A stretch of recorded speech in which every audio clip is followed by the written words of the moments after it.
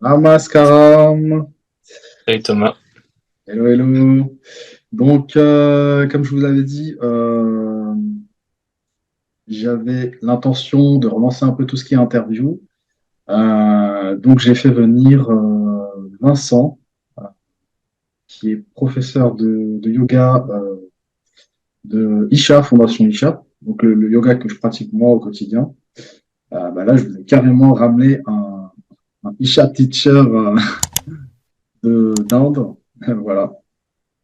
Et du coup, si tu veux, tu peux faire une petite présentation, enfin, comme tu le sens, voilà. Ouais.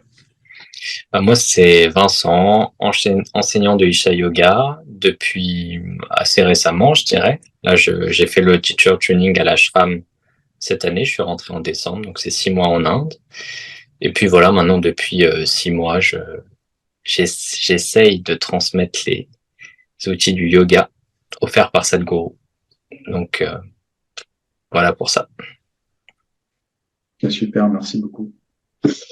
Déjà, je voulais dire simplement, voilà, merci de ta présence et de participer justement à transmettre le yoga à travers le monde. Et Sadhguru essaye justement de transmettre un maximum le yoga sur la planète, hein. Mm. Parce que le yoga a créé une transformation intérieure, hein.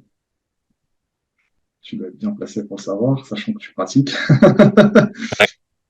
Euh, Qu'est-ce que le yoga, ça veut dire quoi pour toi, par exemple? Bah, après, il y a yoga et le yoga. Yoga, si tu prends le terme sanskrit, ça veut dire union. C'est faire l'expérience de l'union du tout.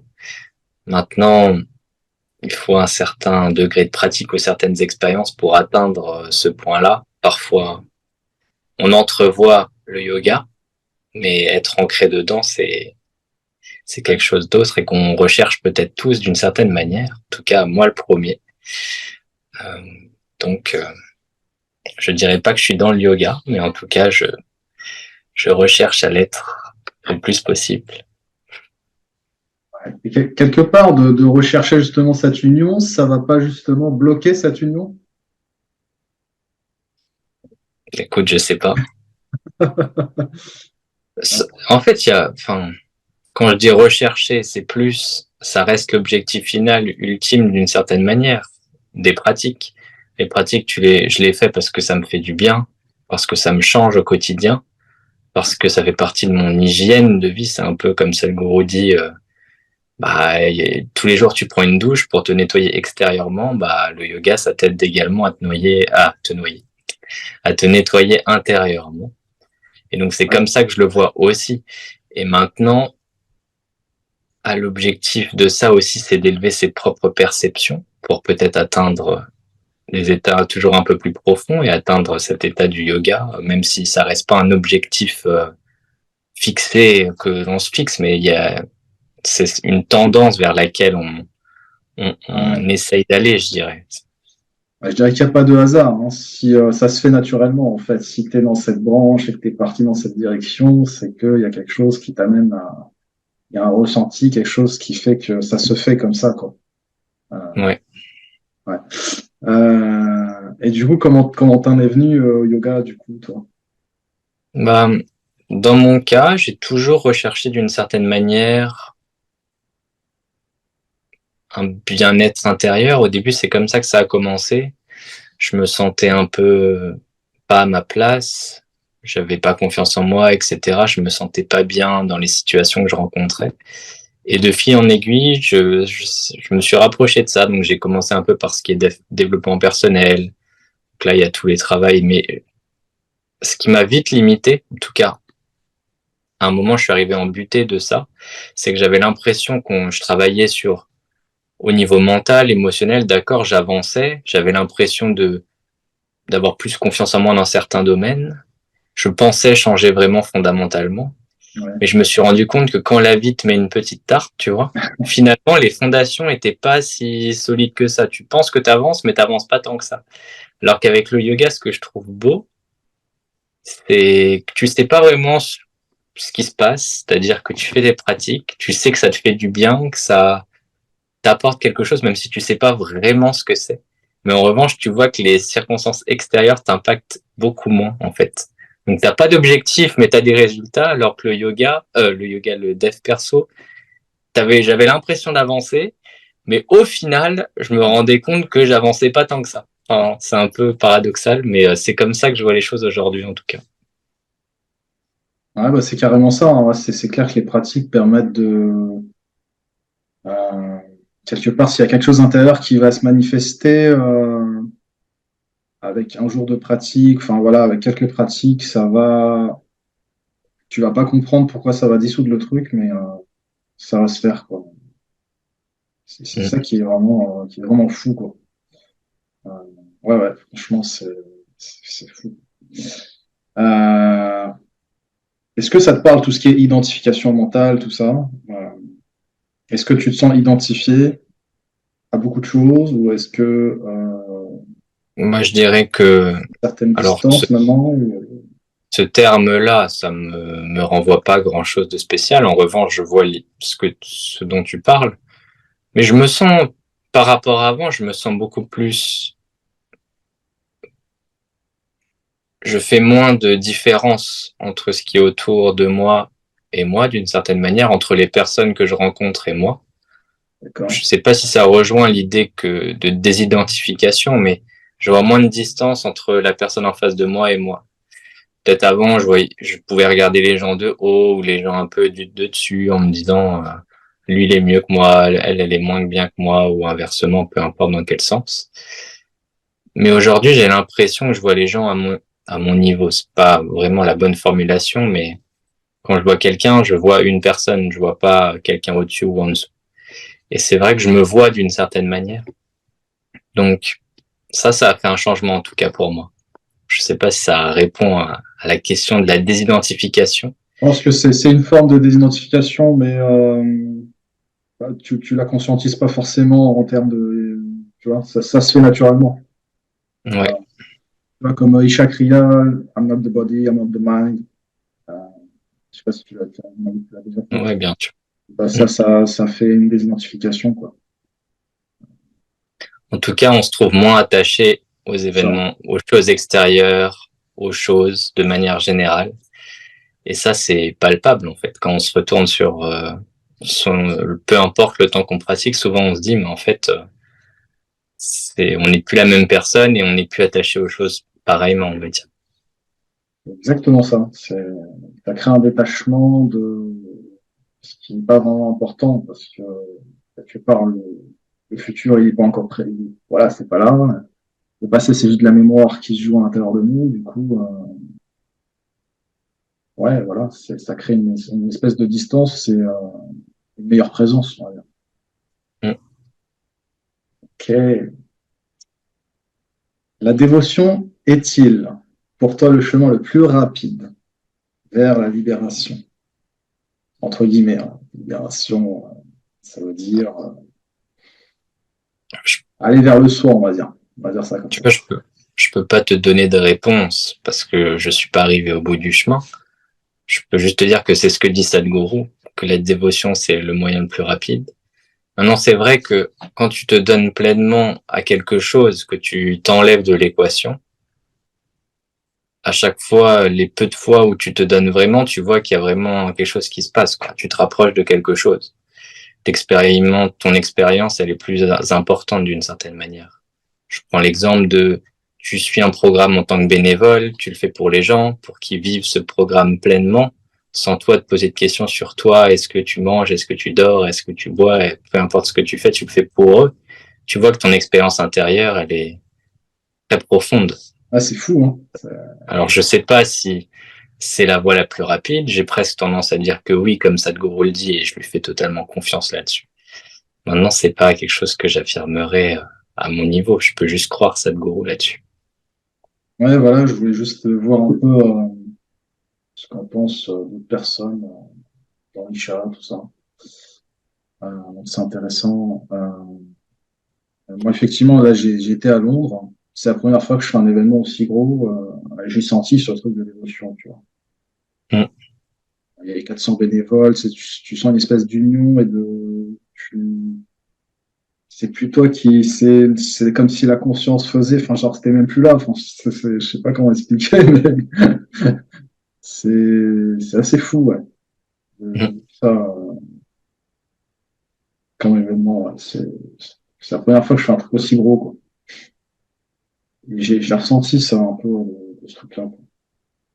D'où cette question qui m'est venue, voilà. Alors, est-ce que tu aimerais partager une expérience particulière au niveau énergétique, quelque chose qui t'a vraiment surpris ou enfin, si t'en as eu, non, déjà, voilà, s'il y a quelque chose qui devient une expérience. Après, quand on me pose cette question, c'est vrai que c'est difficile de mettre des mots sur des ressentis intérieurs et d'une certaine manière, c'est pas quelque chose que tu veux mentaliser quand tu vis ces expériences-là, parce que mettre des mots dessus, ça devient mental, c'est plus quelque chose d'expérientiel. Mais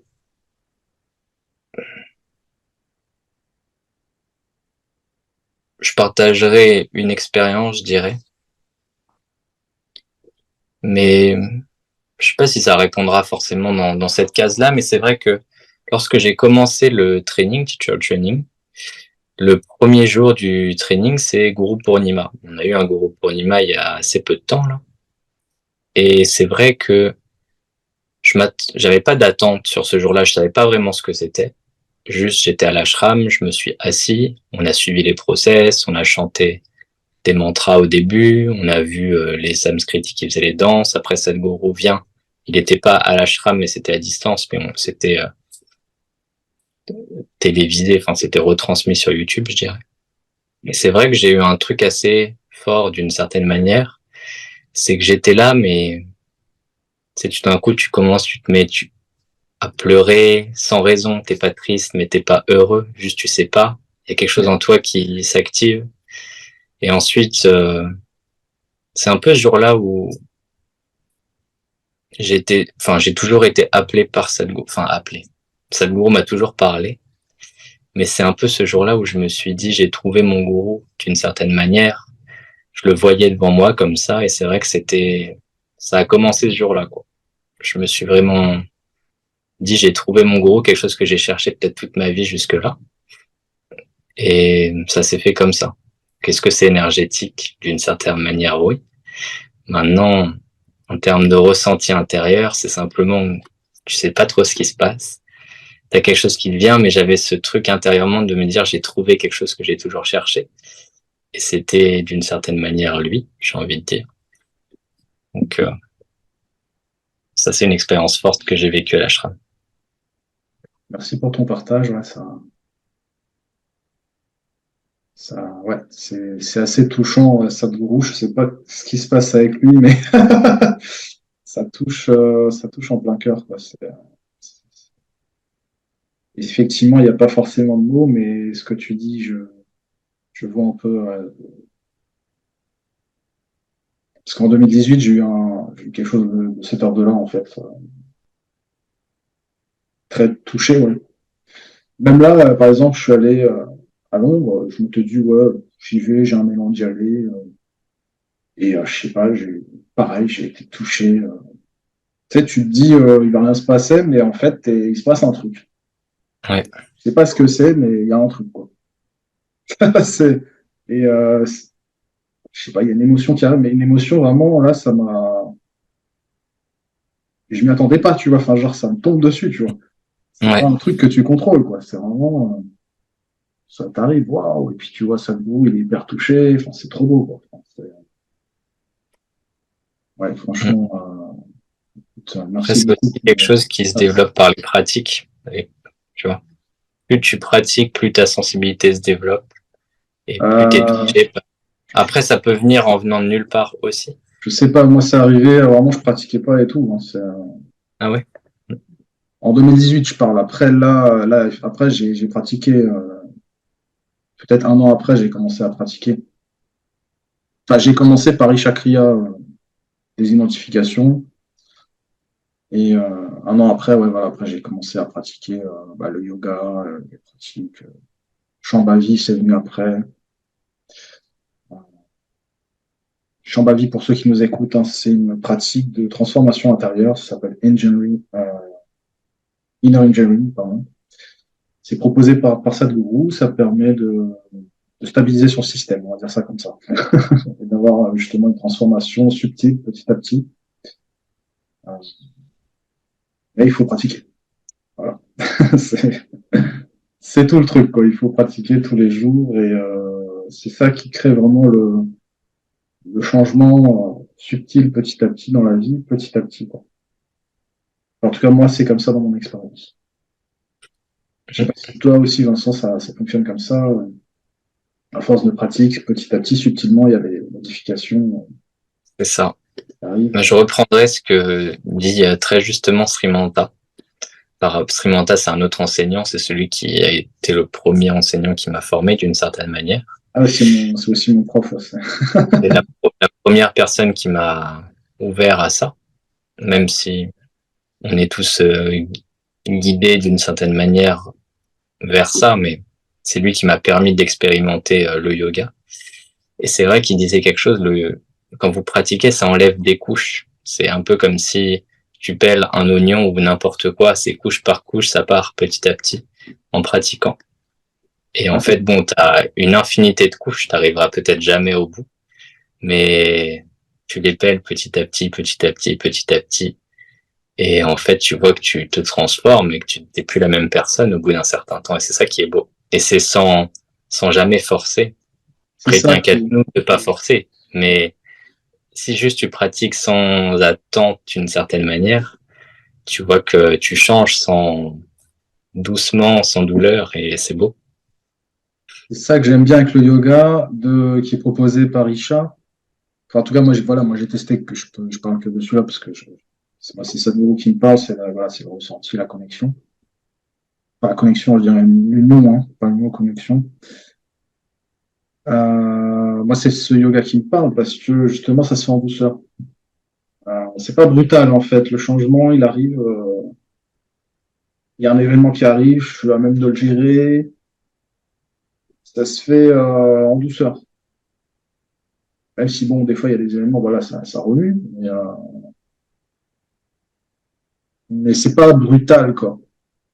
Enfin, en Et tout cas, dans mon d'ailleurs, expérience, quoi. ouais, voilà. Je pense que c'est bien que tu ajoutes ce point-là à tout ce que je dis, ça n'engage que moi et mon expérience intérieure. C'est-à-dire que demain, quelqu'un peut commencer à faire une pratique et que ça l'emmène super loin et qu'il explose tout. Et c'est son expérience à lui. C'est pas parce que je dis que ça se fait progressivement sans douleur que ça va être le cas pour tout le monde forcément.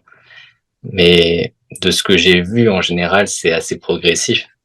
Mais maintenant, il y a des programmes assez avancés dans la fondation, les Bhavaspandana, les Shunya et compagnie. Ouais. Pendant le programme, ça peut t'emmener à des niveaux très très hauts et ça peut te faire péter des plafonds, etc. Maintenant, globalement, quand tu pratiques le Hatha Yoga tous les jours, j'ai quand même tendance à dire que c'est quelque chose d'incrémental, petit à petit. Et tu peux parfois utiliser des petits shortcuts, tu vois, des petits raccourcis. Mais par la pratique, ça transforme. En tout cas, c'est dans mon expérience, encore une fois, je veux Ouais, pas, ce que je dis, c'est pas pour faire une généralité, c'est pas une parole d'évangile, loin de là. Et voilà, c'était une petite précision pour ça. ouais, c'est clair, c'est clair. Euh, alors, peut-être qu'on va juste faire un dernier sujet. Euh, on va parler de la mort. Qu'est-ce que tu en penses? Est-ce que tu penses que ça existe? Est-ce que tu penses que c'est une illusion du mental? Est-ce que tu penses que... C'est quoi pour toi la mort? Alors, encore une fois, je vais pas, Selon toi, je hein, sais pas, je sais pas ce que c'est. Maintenant, ce que je sais, c'est le ressenti, ou voilà. ressenti par rapport à ça. Et c'est peut-être très bizarre ce que je vais dire, c'est qu'à la fois j'ai hâte d'y être, et d'un autre côté, ça viendra quand ça viendra. Mais il n'y a pas déjà j'ai pas cette appréhension du tout, parce que j'ai l'impression que c'est un peu un chemin naturel, et que ça sera aussi la continuité de quelque chose d'autre. c'est aussi corroboré par, il y a le livre de Sadhguru qui est génial là-dessus, c'est le Death Book. Je pense que c'est pas traduit en Oui, oui. français, Alors, il y a un livre sur- mais je recommande à tout le monde de le lire, c'est assez fantastique. Et la mort, je sais pas ce que ça m'évoque. En tout cas, une chose que je peux dire, c'est que je pense que avoir conscience de notre mortalité, ça nous aide aussi à faire des choix dans l'instant. C'est-à-dire que je peux dire aujourd'hui que demain je me prends un bus, c'est la fin du chemin, mais c'est ok parce que toutes les actions que j'ai menées jusqu'à aujourd'hui, ça fait que je les ai faites parce que j'avais envie de les faire et que c'était important pour moi. Je regretterais peut-être de ne pas avoir été là plus longtemps et de ne pas avoir fait plus de choses. En tout cas, je vis pas avec ce truc de me dire, bah, dans 10 ans, je ferai ci, je ferai ça. Donc, il y a ce truc de se dire, Vive je sais l'instant, pas, quoi. Vive l'instant. bah, instant et même au-delà d'instant, c'est de pas avoir de regrets, quoi. Tu sais que tout, ça peut s'arrêter demain et puis c'est pas vraiment enfin, dans ma vision du truc, c'est que la suite de quelque chose, tu vois, c'est le revers d'une même pièce. Mais ça n'engage que moi. Et puis voilà, quoi, il y a pas de peur par rapport à ça, il y a pas d'appréhension, c'est juste la continuité d'un chemin, quoi. Et ça fait du bien de vivre comme ça aussi. Ouais, J'ai jamais carrément. eu vraiment peur, mais je connais des personnes qui ont peur de ça et que c'est assez lourd à vivre, tu vois. De toujours se dire si le grand noir, le truc à la fin, tu as peur pour tes proches, t'as peur, ça peut être lourd à vivre. Bah, Sadhguru, ce qu'il dit, il me semble, hein, c'est, si je dis pas de conneries, ouais. Essentiellement, si tu as peur de la mort, tu as peur de la vie, quoi. Enfin, c'est que t'es pas pleinement dans la vie, quoi. Ouais. Ça t'empêche de vivre quelque part. Mhm. Quelque chose dans le genre, hein, c'est pas vraiment ça. Bah, du coup, vu qu'on est sur le sujet, alors peut-être que tu me disais que tu penses pas qu'il y ait une fin. Alors, est-ce que la réincarnation, tout ça, qu'est-ce que tu en penses de la réincarnation, par exemple? Alors, Bah, pour toi, hein, pour ton expérience j'ai personnelle, hein, j'ai- c'est pas... j'ai la conviction enfin pour moi c'est établi que c'est comme ça que ça fonctionne. Maintenant je vais encore pas chacun fait ses propres conclusions, mais ça fait il y a pas même pas de question. Tu vois, tu Ouais. me poses la question, mais pour moi il y a pas de c'est même pas une question qui se pose. Maintenant ça peut tu vois, je peux même C'est pas pour les autres, hein, concevoir que c'est ça soit pas... non mais je veux dire ouais. j'arrive même enfin je ne conçois pas qu'il puisse y avoir qu'il n'y ait pas de réincarnation. Enfin tu vois enfin Ouais, c'est intégré, quoi. moi pour moi c'est établi, tu prends les Tibétains, même je sors du yoga. Enfin, ils vont chercher des enfants. Enfin bref, il faut que chacun fasse sa propre recherche parce que les mots de Ah, quelqu'un apportera rien. Mais il n'y a pas vraiment de doute là-dessus. En tout cas, j'ai pas vraiment de doute là-dessus. Je peux pas l'assurer avec certitude. ouais, ouais, c'est ce que tu sens, quoi. Maintenant, c'est quand même corroboré par nombre de personnes éclairées. Tu vois, c'est même pas sujet à débat. J'ai envie de dire quand on s'intéresse un peu au sujet. Mais je peux pas l'affirmer. Mais en tout cas, c'est une conviction, une certitude que j'ai en moi. Ouais. Bah, je te rejoins un peu sur ça, hein, c'est pas... Je pose la question, c'est pour plus pour les personnes qui vont écouter l'interview. Euh, mais effectivement, même scientifiquement, je veux dire, il y a des enfants qui sont nés, qui ont des histoires sur des choses d'il y a 100 ans avec tous les détails. Enfin, voilà, c'est impossible à savoir autrement que par une réincarnation. Enfin, même scientifiquement, même, moi, je dirais, hein. Ah, bah, c'est ça, Bon, c'est que la science va nous y emmener. Le problème, c'est, enfin, j'ai un peu de mal avec la science parce que je trouve que c'est limité par le niveau de technologie qu'on a. Dans le oui, sens où on va dire c'est, enfin, on va pas dire que c'est pas vrai, mais on va dire oui, on part du postulat que c'est faux tant qu'on l'a pas démontré. Sauf que tant que tu es limité par ta technologie, quand tu vois aujourd'hui tout ce qui est les méridiens, médecine chinoise et tout ça, les neurosciences les remettent en avant 2000 ans après. Sauf qu'on va te dire que c'était des conneries. Enfin, il y a 100 ans, on dit que c'est, enfin, même pas, il y a 50 ans, on va dire que c'était des conneries. Maintenant, on dit, ah oui, c'est vrai, on appuie là, il se passe ça et tout. Parce qu'on peut le mesurer.